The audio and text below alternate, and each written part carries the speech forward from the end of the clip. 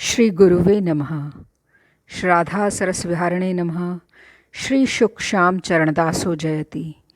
श्री सरस निकुंज पीठाधीश्वर आचार्य श्री श्री अलबेली माधुरी शरण जी महाराज जी के श्री चरण कमलों में दंडवत प्रणाम। जय जय श्री राधे श्याम। जय जय श्री राधे। प्रस्तुत है डॉक्टर अवध बिहारी लाल कपूर द्वारा रचित ग्रंथ ब्रज के भक्त से श्रीपाद नवकिशोर गोस्वामी एवं श्रीपाद लोचनानंद गोस्वामी जी का चरित्र। श्रीपाद नवकिशोर गोस्वामी एवं श्रीपाद लोचनानंद गोस्वामी, गोवर्धन काम्यवन। श्रीपाद नवकिशोर गोस्वामी और श्रीपाद लोचनानंद गोस्वामी ढाका के श्री श्री नित्यानंद परिवार के श्रीपाद लक्ष्मीकांत गोस्वामी प्रभु के पुत्र थे। श्री नवकिशोर गोस्वामी अपने ज्येष्ठ भ्राता श्री कृष्ण किशोर गोस्वामी से दीक्षित थे और श्री लोचनानंद गोस्वामी श्री नवकिशोर गोस्वामी से। परस्पर गुरु शिष्य होते हुए भी दोनों प्रभु जैसे दो देह एक प्राण थे। दोनों षड दर्शनाचार्य, वैराग्यवान और भजनानुरागी थे। दोनों कुमार अवस्था में संसार त्याग कर वृंदावन चले गए। गोवर्धन के सिद्ध श्री कृष्णदास बाबा के शरणागत होना चाहा। उन्हें अपना यथार्थ परिचय देते तो विशिष्टाचार के नाते इन्हें अपना पूज्य जानकर इन पर कृपा न करते, इसलिए उनके निकट जा अपने को अति नीच कुल का बतलाते हुए उनकी कृपा की प्रार्थना की। सिद्ध बाबा ने इनके तेज रूप, गुण और अनुराग से मुग्ध हो इनकी बात पर विश्वास किया और इन्हें अपने आश्रम में रखकर भजन मुद्रा की शिक्षा देने लगे। सिद्ध बाबा तब बहुत वृद्ध हो चुके थे। उन्हें इनके जैसे श्रद्धालु सेवकों की बड़ी आवश्यकता थी। वे इनसे निसंकोच सेवा ग्रहण करने लगे। वे भी बड़े अनुराग से उनकी सब प्रकार की सेवा, उनके मल मूत्र आदि का परिष्कार तक बड़े अनुराग से करने लगे। कुछ दिन बाद उनके कनिष्ठ भ्राता उनका पता लगाते लगाते गोवर्धन में सिद्ध बाबा के पास आए। तब सिद्ध बाबा उनका ठीक परिचय प्राप्त कर क्रोध से लाल हो उठे। उस समय दोनों भाई मानसी गंगा में स्नान करने गए हुए थे। लौटने पर देखा कि उनके छोटे भाई सिद्ध बाबा के पास बैठे हैं। सिद्ध बाबा के नेत्र और मुख क्रोध से लाल हो रहे हैं। उन्हें बाबा के क्रोध का कारण समझने में देर न लगी। वे उनके चरणों में गिरकर क्षमा प्रार्थना करने लगे। सिद्ध बाबा ने क्रोध से कांपती हुई आवाज में कहा, इतनी प्रवंचना! भजन मुद्रा आदि तुम्हारा ही तो धन है, तुम ही को इसे पाने का अधिकार है, फिर इतनी प्रवंचना क्यों? वे बोले, प्रभु, हम जन्म जन्म के अपराधी हैं, इसलिए उच्च कुल में हमारा जन्म है। लाभ, पूजा, प्रतिष्ठा आदि शुक्र विष्ठा ही हमारी जीविका है। अकिंचना भक्ति में हमारा अधिकार नहीं। अधिकार हो तो भी बिना महत सेवा के उसे पाना संभव नहीं, इसलिए हमने प्रवंचना की। आप परम वैष्णव और परम दयालु हैं, हमारे अपराध का जो भी दंड हो हमें दें। इससे सिद्ध बाबा भीतर भीतर प्रसन्न हुए, पर बाहर से क्रोध दिखाते हुए बोले, तुम्हारा दंड ये है कि तुम दोनों हाथ से अपने चरण धोकर चरणामृत मेरे आगे रखो। महापुरुष का क्रोध शांत करने के लिए उन्हें अनिच्छापूर्वक ये करना पड़ा। सिद्ध बाबा ने चरणामृत ग्रहण किया और प्रसन्न होकर बोले, कृष्ण बड़े कृपालु हैं, जो तुम्हारे जैसे महत् पुरुषों का संग मुझे दिया है। अब और वंचना न करना। तुम्हारे भीतर जो दैन्य भक्ति है उसका लेश भी मुझ में नहीं है। तुम लोग यहाँ रहकर स्वच्छंदता से भजन करो, मैं धन्य होऊंगा। वे बोले, प्रभु, अब हमारा एक मुहूर्त भी यहाँ रहना न हो सकेगा। तीनों भाई सिद्ध बाबा से विदा लेकर काम्यवन के पश्चिम पशुप नामक निर्जन ग्राम में रहकर भजन करने लगे। कभी कभी वे काम्यवन के सिद्ध जय कृष्णदास बाबा के पास भी जाते। इन्हीं के नित्य सेवित विग्रह श्री श्री राधा मदन मोहन अपनी इच्छा से श्री जय कृष्णदास बाबा के पास रह गए थे, जैसा श्री जय कृष्णदास बाबा के चरित्र में पहले भी उल्लेख किया है। पशुप वन में कनिष्ठ भ्राता का शरीर छूट गया। कुछ दिन पश्चात संवाद मिला कि उनके वंश का कोई भी नहीं रहा और ढाका में ठाकुर सेवा नहीं चल पा रही है, इसलिए उन्हें बाध्य होकर ढाका जाना पड़ा। ढाका में ठाकुर ने स्वप्नादेश किया। चट्टग्राम जिले के हाट हजारी थाना के अंतर्गत फरदाबाज ग्राम में एक नाथ वंशीय भक्त जमींदार है। उसके वंश का शीघ्र लोप हो जाएगा, मुझे वहाँ शीघ्र ले चलो। उसकी जमींदारी की आय से मेरी सेवा का निर्वाह हुआ करेगा। आदेश पाते ही दोनों भाई चट्टग्राम गए। वहाँ पर वे प्रसिद्ध कविराज भक्त प्रवर कार्तिक अधिकारी के घर ठहरे। कार्तिक अधिकारी उक्त जमींदार परिवार के विश्वस्त चिकित्सक थे। उन्होंने ठाकुर के स्वप्न आदेश और दोनों प्रभुओं के आने का समाचार जमींदार को दिया।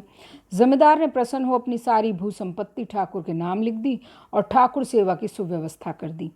एक दिन कार्तिक अधिकारी के घर संकीर्तन था। बहुत से भक्त एकत्र थे।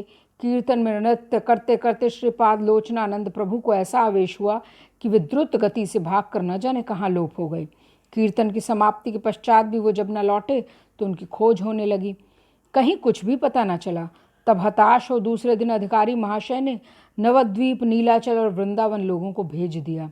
3 दिन पीछे जब अधिकारी महाशय अपनी बैठक में अन्य लोगों के साथ बैठे थे, उन्होंने देखा कि थोड़ी दूर पर एक कूड़े के गड्ढे के किनारे कुछ गायें विस्फारित नेत्रों से गड्ढे में देख रही हैं। कुछ किसी वस्तु को सूंघ रही हैं, कुछ पूंछ उठाकर नृत्य कर रही हैं। सब लोग उत्सुकतापूर्वक उस गड्ढे के निकट गए तो देखा कि लोचनानंद प्रभु सिर के बल गिरे पड़े हैं। उनका सारा शरीर कीचड़ में और कूड़े में गड़ा हुआ है। केवल चरण बार दिख रहे हैं। गत रात्रि कोई 500 लोगों के उच्छिष्ट सहित कदली पत्र गड्ढे में फेंके गए थे, जिससे उनके चरण भी ढक गए थे। गाय उच्छिष्ट और कदली पत्र खाने के लिए गड्ढे में गई थी। कदली पत्र खाते खाते चरण अनावृत हो गए थे। उन्हें वे सूंघने और चाटने लगी थी। चाटते चाटते हठात एक अपूर्व आनंद से उन्मत्त होकर जाकर पूंछ उठाकर नृत्य करने लगी थी। प्रभु को देख सबने उन्हें गड्ढे में से निकालकर उनका शरीर धोया पोंछा। सब उन्हें मृत जानकर शोक करने लगे। ऐसे महापुरुष के प्राण इस प्रकार 3 दिन कूड़े के गड्ढे में पड़े रहकर निकल जाएं, ये सबके लिए दुख की बात थी। परंतु अधिकारी महाशय विज्ञ चिकित्सक थे। उन्होंने अच्छी प्रकार परीक्षा करने के पश्चात कहा, प्रभु के प्राण नहीं निकले हैं, उनकी प्राणवायु का शरीर में निरोध भर हो गया है। 3 दिन तक मृत शरीर अविकृत और इस प्रकार कांतियुक्त नहीं रह सकता। तुम लोग सब फिर से कीर्तन करो। सबने कीर्तन प्रारंभ किया। कीर्तन के आरंभ होते ही प्रभु झट उठकर नृत्य करने लगे। जब उन्हें बाह्य ज्ञान हुआ तब लोगों ने उनसे उनकी पूर्व अवस्था के बारे में जानना चाहा। उन्होंने केवल इतना कहा, मुझे उसका कुछ पता नहीं। चट्टग्राम जिले के अंतर्गत सीताकुंड चंद्रनाथ में शिव चतुर्दशी के उपलक्ष्य में 15 दिन तक मेला होता है। मेले में सहस्त्रों यात्रियों और साधुओं का समागम होता है। अर्धरात्रि में शंभुनाथ के दर्शन होते हैं। एक बार लोचनानंद प्रभुपाद कुछ भक्तों के साथ वहां गए। अर्धरात्रि में जब वे भक्तों को लेकर शंभुनाथ के दर्शन करने जा रहे थे, व्यासकुंड और काल भैरव के मंदिर के निकट पहुंचते ही उन्होंने एक योगीश्वर को बाहर निकलते देखा। उसका 5 हाथ लंबा, गहरे काले रंग का स्थूल देह ऊपर से नीचे तक भस्माच्छादित था। गले में कंकाल की माला थी। पिंगल वर्ण जटा पैरों तक झूल रही थी। दोनों नेत्र उल्कावत जाज्वल्यमान थे। कपाल पर त्रिपुंड तिलक चमक रहा था। उसे देख सब लोग भयभीत हो गए। पर वो प्रभु के सामने साष्टांग दंडवत प्रणाम कर दैन्य भाव से कहने लगा, प्रभो, मैं यहाँ का देवता हूँ, नाम है काल भैरव। मनुष्यों के पाप ग्रहण करते करते मैं भी पापग्रस्त हो गया हूँ। आपके यहाँ आने की प्रतीक्षा कर रहा था। मेरा निस्तार कैसे हो, कृपा कर उपदेश करें। तब प्रभु ने काल भैरव को कृष्ण मंत्र का उपदेश किया। ये देखकर संगी भक्तों का भय जाता रहा। योगीश्वर प्रभु के चरणों में एक स्वर्ण मुद्रा अर्पण कर और दंडवत प्रणाम कर अंतर्धान हो गया। स्वर्ण स्पर्श हो जाने के कारण प्रभु ने स्नान किया। तब वे शंभुनाथ के दर्शन को गए। अधिकारी जी के घर से आधा मील दूर एक नदी थी। शेष रात्रि में प्रभु नित्य कृत्य आदि के लिए उस नदी पर जाते। लौटते समय ठाकुर सेवा के लिए जल लाते। एक बार गांव में भयानक विसूची का रोग फैला हुआ था। बहुत से लोग मौत के घाट उतर रहे थे। प्रभु स्नान के पश्चात नदी से जल लेकर लौट रहे थे। उस समय अति कुत्सित वेश में अति दुर्गंधमयी एक वृद्धा ने आकर उनके चरणों को प्रणाम किया। प्रभु ने क्रुद्ध होकर कहा, तू कौन है री?